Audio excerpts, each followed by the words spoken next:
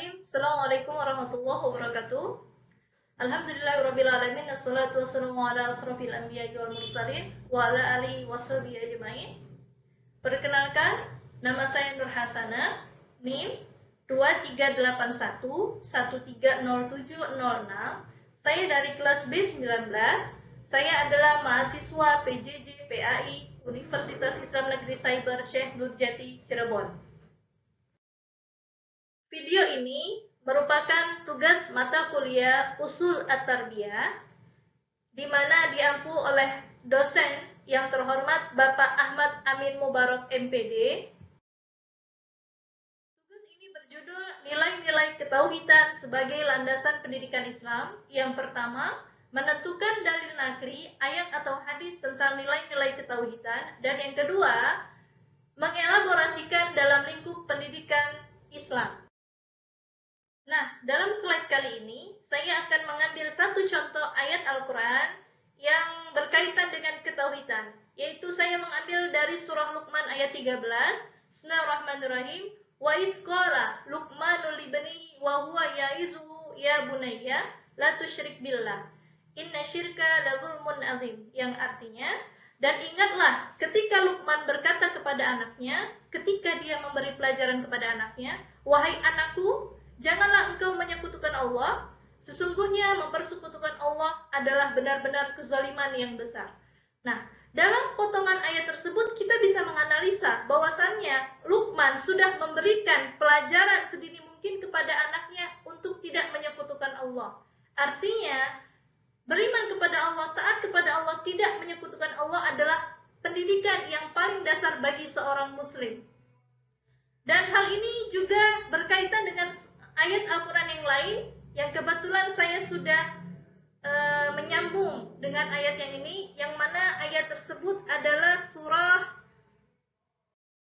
An-Nisa ayat 16, yang artinya, sesungguhnya Allah tidak mengampuni dosa mempersekutukan Allah, dan Allah mengampuni dosa bagi mereka yang menyekutukan Allah terhadap orang-orang yang dikehendaki. Barang siapa yang menyekutukan Allah, sesungguhnya dia sudah tersesat sangat jauh.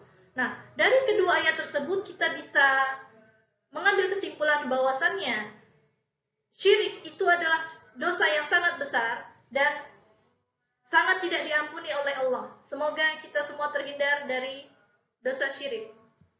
Baiklah, dari kedua ayat tersebut yang sudah saya bacakan, kita akan mengelaborasikan ayat tersebut kepada ruang lingkup pendidikan tauhid, yaitu kita harus menyadari bahwa tidak ada kegunaan bagi kita seorang makhluk untuk mencari pembanding ataupun syirik kepada Allah, selain dosa besar yang akan kita tanggung dan tidak mendapat ampunan dari Allah, sehingga menyebabkan kita menjadi hambanya yang akan menjadi penghuni neraka Allah. Bahkan jika kita meminta pertolongan atau bantuan serta berbuat syirik kepada Allah, maka dijelaskan Allah kita seperti membangun sebuah rumah, namun seperti rumah laba-laba yang hanya bersifat sebagai pengotor dan tidak memiliki kekuatan sedikit pun di hadapannya. Lalu apa elaborasi ayat tersebut dengan tujuan pendidikan Islam? Di sini saya menyimpulkan ada 3. Yang pertama, tidak pernah menjadikan Allah Subhanahu wa Ta'ala seperti layaknya seorang makhluk yang beranak dan tidak pula diperanakan. Yang kedua, menjadikan Allah Subhanahu wa Ta'ala satu-satunya tempat menyembah dan tempat meminta pertolongan. Dan yang ketiga, menjadikan Allah Subhanahu wa Ta'ala sebagai Tuhan yang selalu memperhatikan segala tingkah laku ataupun perbuatan makhluknya di muka bumi ini. Lalu setelah kita mengetahui materi dan tujuan pendidikan Islam, siapa subjek dari pendidikan Islam tersebut? Subjek dari pendidikan Islam di sini ialah kita sebagai individu atau hamba Allah yang menjalankan bentuk pengabdian dan ibadah kita kepada Allah Subhanahu wa Ta'ala, serta yang menjadi objeknya, yakni bentuk peribadatan atau ibadah kita kepada Allah Subhanahu wa Ta'ala berupa nilai amaliyah ibadah kita.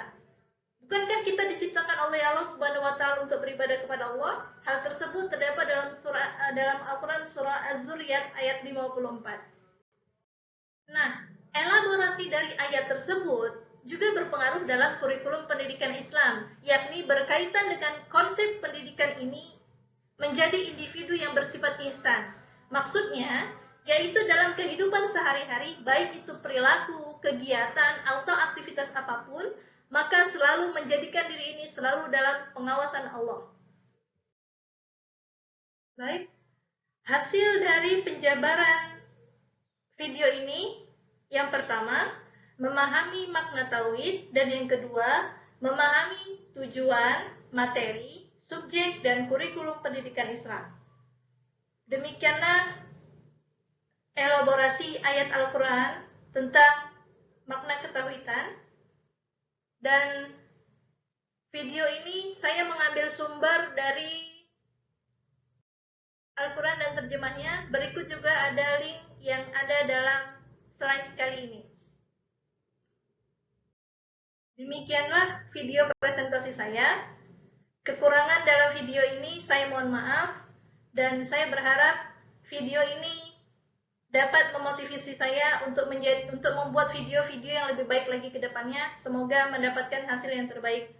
Akhirul kalam, Assalamualaikum warahmatullahi wabarakatuh.